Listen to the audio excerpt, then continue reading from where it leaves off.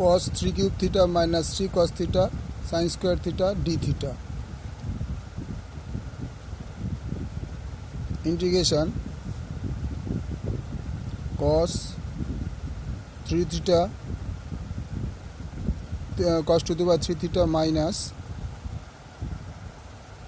দেখো cos cube theta এখান থেকে 3 cos theta লিখলাম, এটাকে 1 minus cos square theta d theta.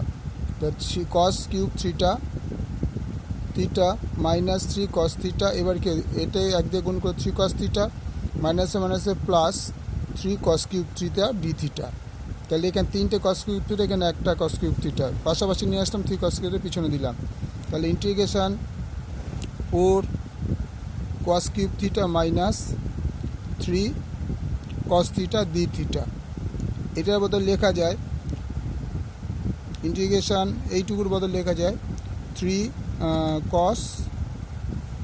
cos 3 theta, cos 3 thetaর বদল এই পোর্শনটা পাওয়া যায় d theta।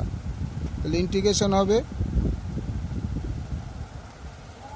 তাহলে দেখো কি করলাম, এই পর্যন্ত ছিল, এবার মাইনাস 3 cos theta আগে দিলাম, 4 cos cube theta দিলাম এখানে, তো মাইনাস কমন নিয়ে নিলে 3 cos theta minus 4 cos cube theta d theta, মাইনাসটাকে বাইরে বার করে দিলাম।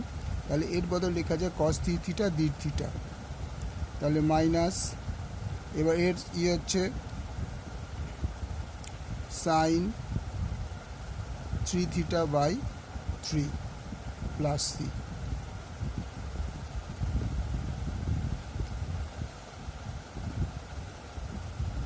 ইন্টু মাইনাস, কারণ এটার বদল মাইনাস সাইন 3x, তো মাইনাসে মাইনাসে প্লাস সাইন 3 থিটা বাই 3, এটা মাইনাস ছিলই, আর এটা minus sine 3 theta by 3 minus হচ্ছে plus sine 3 theta plus 3 cos answer.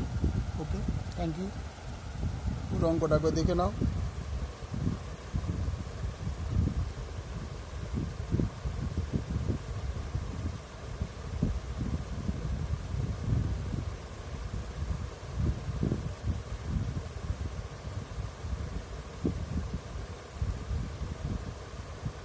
ভালো লাগলে লাইক করো, শেয়ার করো, সাবস্ক্রাইব করো।